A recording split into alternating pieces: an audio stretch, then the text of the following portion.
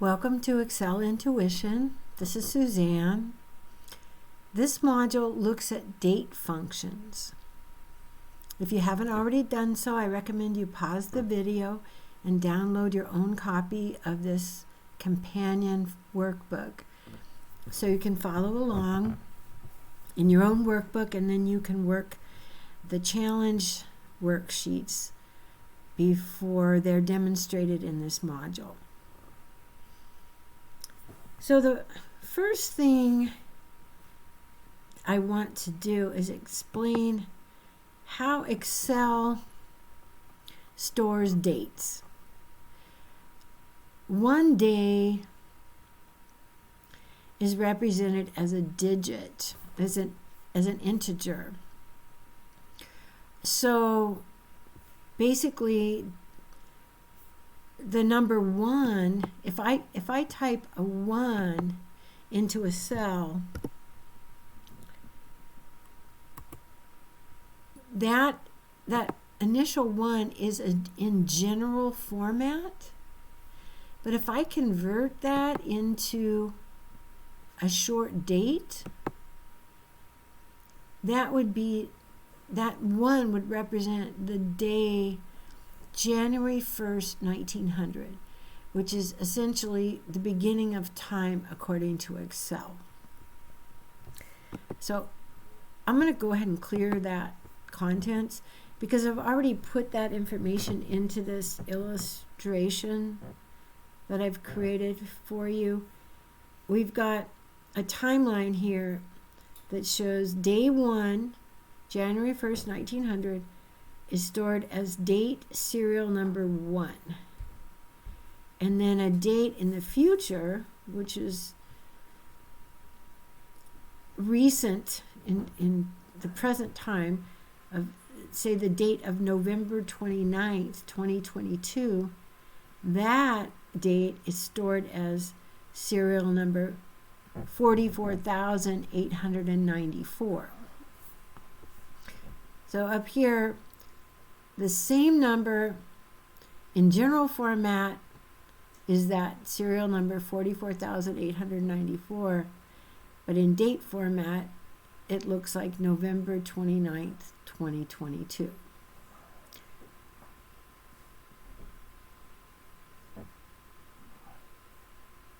Which is 122.99 years from the beginning of time, according to Excel. So the main reason to explain this is so that you understand that you can do date arithmetic. You can calculate the years between two different dates by taking the later date minus the earlier date and then dividing that number by 365. So for example, that's how I got the number 122.99 to say the years between November 29th, 2022 and the beginning of time according to Excel. So let's go look at some date functions. We have today that allows you to get the current date formatted as a date. We have the year function that allows you to extract the year from any given date. And the month, it will allow you to extract the month, would be a number between 1 and 12. And then the day from any given date would be a number between 1 and 31. The year can only be, the earliest year can be 1900, and then it goes up to 9999. Of course, we have a long ways to go to get there. You can build a date by putting together the year, the month, and the day, and Excel will figure out which serial number represents that date that you're specifying and create that for you. So we've got a worksheet here that has a number of examples using date type functions. We've got today's date, January 18th, 2023. And you can see the function that's in this cell is up here in the formula window. It's the today function. If I double click in here, you can see it in the cell. The today function. And there's a birth date entered here. You can change this birth date and put any birth date you wish in here. I've put in December 31st, 1937. So somebody of that, with that birth date, the year function applied to the value in C7 results in the year 1937. The month function applied to C7 results in the value 12 for December. The day function applied to C7. Notice the day function has the serial number argument. And this date in C7, even though it's formatted as a date, behind the scenes, it's a serial number that represents that date. And that argument results in the day 31. The current age in years estimate you can get by subtracting today's year, subtracting the birth year from today's year. And that's what we've done right here. We've said the year of today, which would be 2023, minus E7, which is the year of the birth year.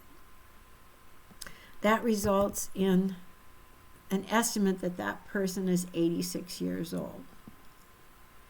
Then we can calculate, we can ask Excel to tell us what the person's birthday this year will be by using the date function and giving it the year of today's date, which would be this year, 2023, and then the month that they were born in and the day of the month that they were born. And that results in December 31st, 2023, being the birthday this year. We can compare dates in an if function in a logical test and ask the question, has that person's birthday passed already? The logical test we're applying is the birthday this year in C9 greater than or equal to today's date? And if it is true that it's greater, then the answer is no, the birthday hasn't passed, because it's a greater number than today's date, which means it's in the future. If it was the same as today's date, we would also say no, because it wouldn't have passed yet. If it was the same as today, it would be today. Now we can do some calculations to say, what was the year of this person's 21st birthday? How would we do that? We would take the year they were born and just add 21. And we see that E7, the year they were born, plus 21. If we want to ask, when would they reach 70 and a half years old? That's a question we often want to know, because that's the year some people have to start taking withdrawals from their IRA accounts. How do we get the date when a person's reaching 70 and a half? We can use the date function to build a date. We're going to add, for the year argument, we're taking the year the person's born plus 70. And then to get the half a year, we take the month they were born, in G7 and add 6 to it. For 6 months is the same as half a year. And then we use the same day they were born for the day argument to create the new date. And we see the result. They will turn 70 and a half on July 1st, 2008. Or they did turn 70 and a half on July 1st, 2008. The date they reached 72 years, we did that by just adding 72 to the year they were born and using the same month and the same day of month. To get a more accurate age for this person, we're actually going to subtract the day they were born from today's date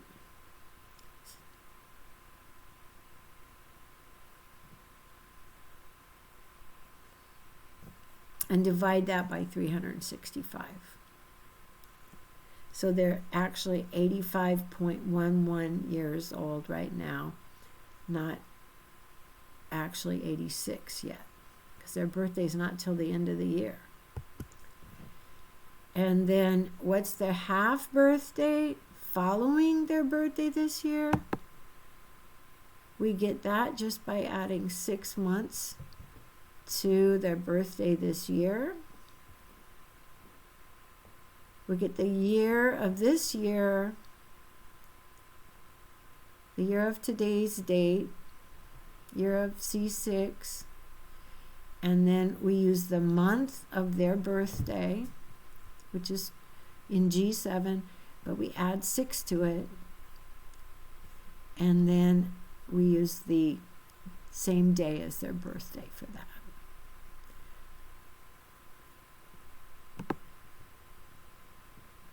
Let's go to another. Okay, so these are all examples of using year, month, day, and date, and today.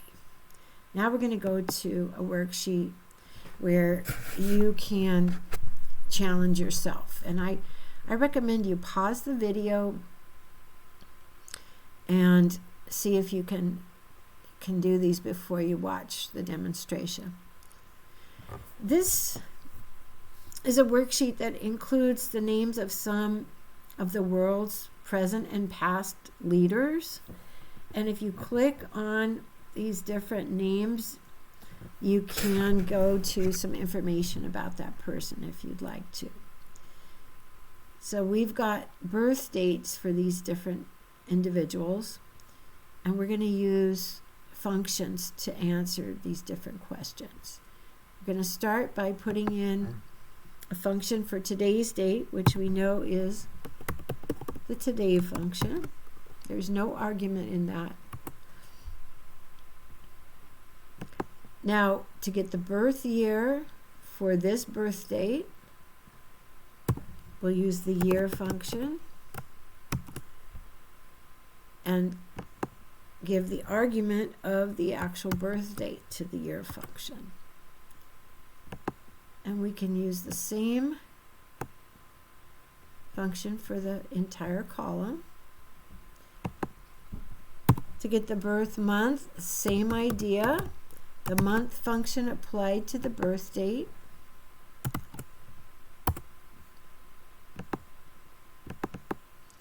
And the day the person was born, we ask for the day of the birth date.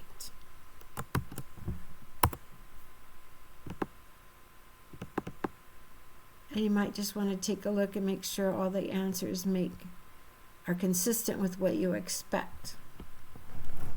Now we have these years were, according to the information about these leaders, the years they became a world leader.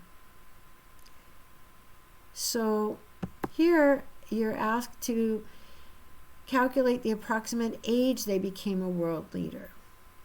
And we're just going to assume that we can do that by subtracting the year they were born from the year they became a world leader.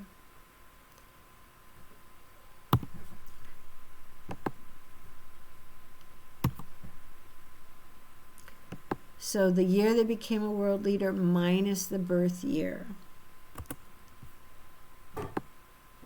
will tell you the approximate age. So we've got age ranges from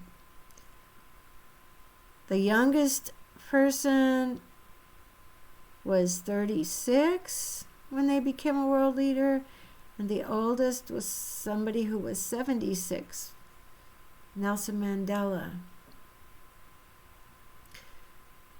So we have two different death dates here. This might not be completely up to date, but this is the information provided in this worksheet. So we're going to calculate what was their approximate age at death, but we're only going to do that if there's a value in this column. So we're going to start out by testing. We're saying if is blank this cell, then we're not going to put an age in this column. We're going to have a null value. Otherwise, we're going to estimate that their age at death was the year of the death date minus the year of the birth date. And let's see if that looks like what we're aiming for. So we just got numbers on the rows where we had a value for the death date, and this person died in 2022. They were born in 54 and estimates that they were 68 at the time of their death.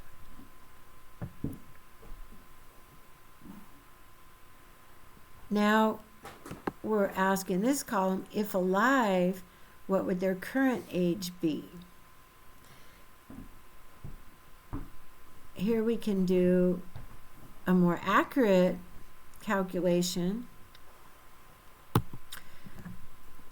We can take today's date and from that subtract the birth date and then divide by 365. That first calculation will tell how many years they've lived, and this will tell what their current age would be if they were born on that date. And we can reduce our decimals.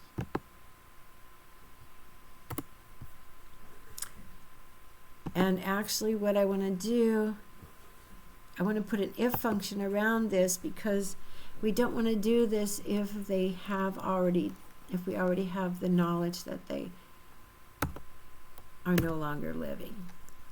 So we're going to put is blank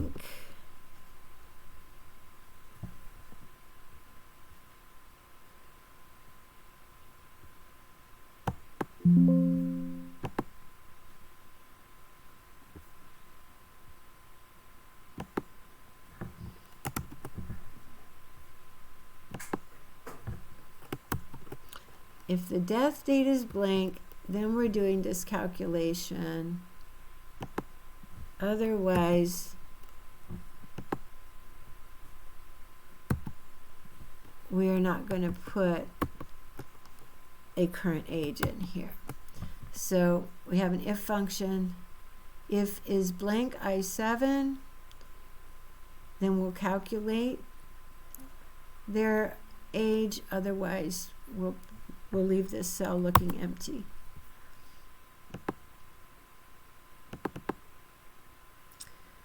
Okay, so what we did wrong, when we do this calculation using today's date, we have to put an absolute reference on that cell if we want to copy that formula to every row in the column.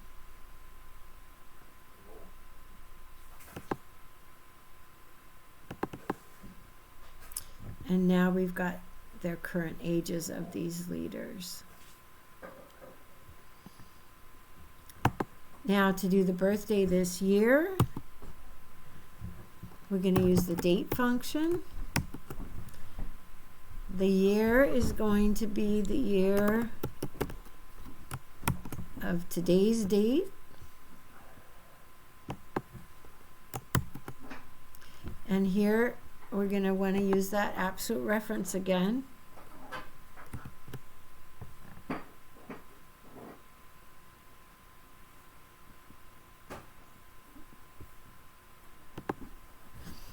And then the month is going to be the birth month.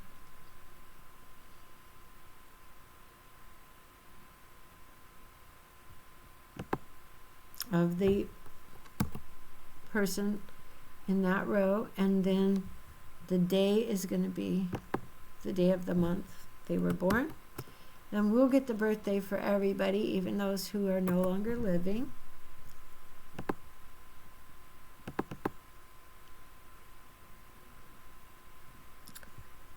And then to get the half year birthday following the birthday this year,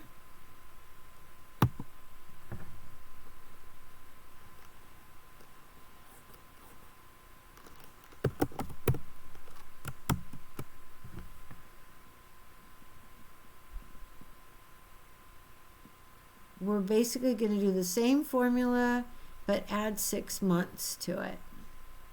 So we've got the year of today again.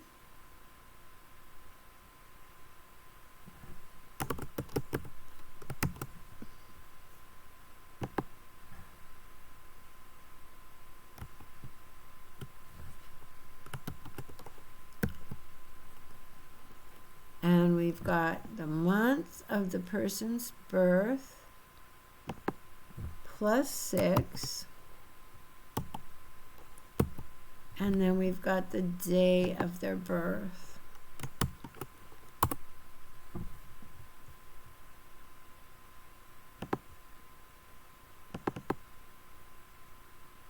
So that's all for that worksheet. And we have one more worksheet here.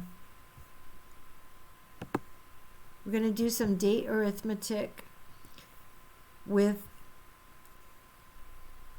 calculating when a product is projected to expire if it's purchased on today's date.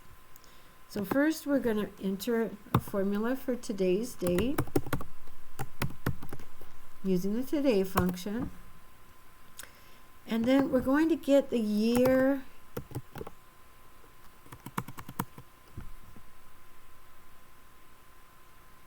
and the month and the day of today's date, because we may need each of those in our calculations. So we're getting the year of today, the month of today,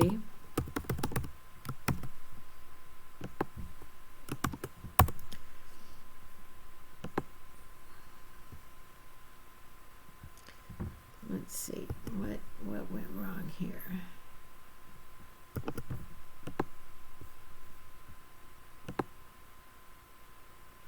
I typed over something.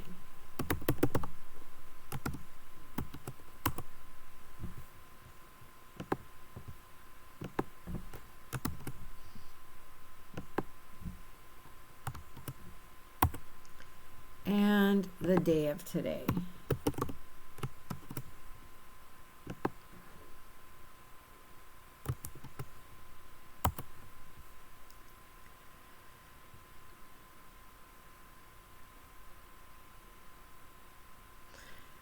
So what we've got in this table, we've got a number of different food items.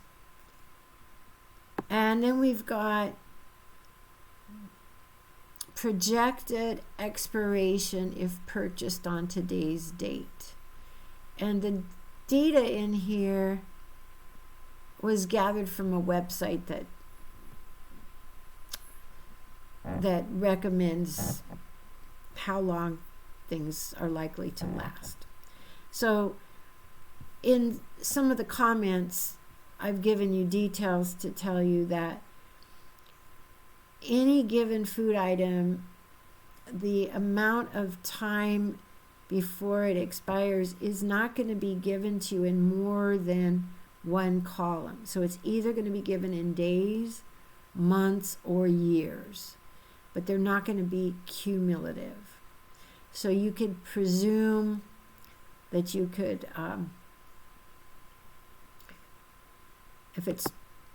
if you have days, then you aren't going to also have months or years.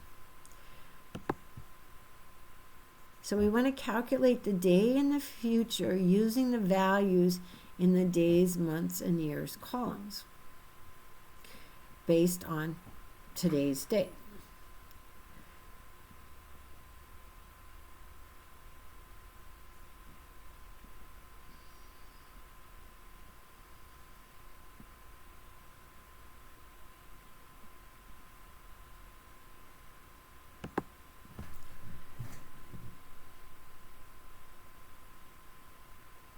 So we can say the projected expiration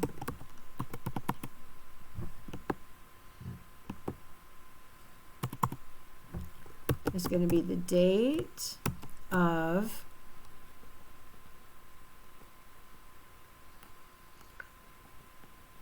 this year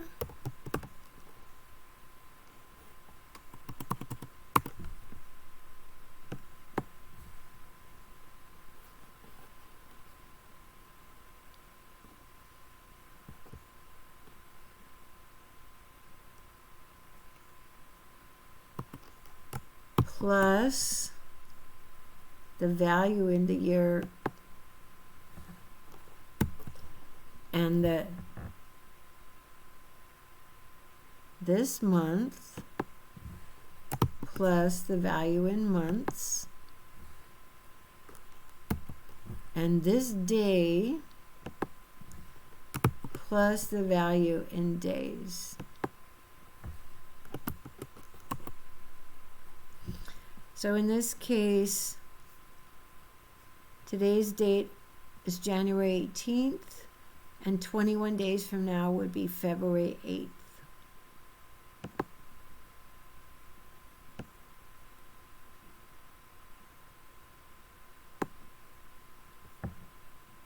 And this is not working very well. Let's see.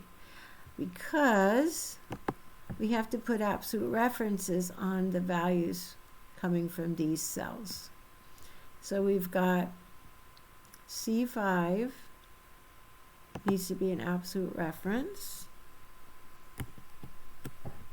D5 needs to be an absolute reference. And E5 needs to be an absolute reference.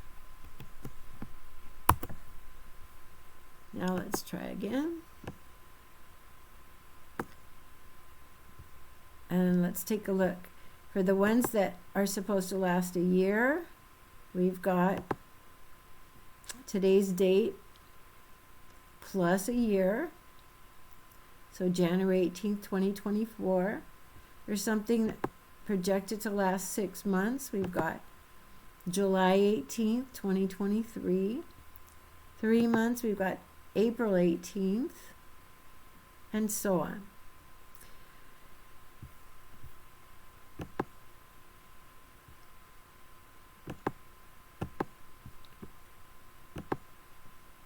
So that's the end of our introduction to date functions. Please feel free to send any questions, comments, or requests. Thank you very much.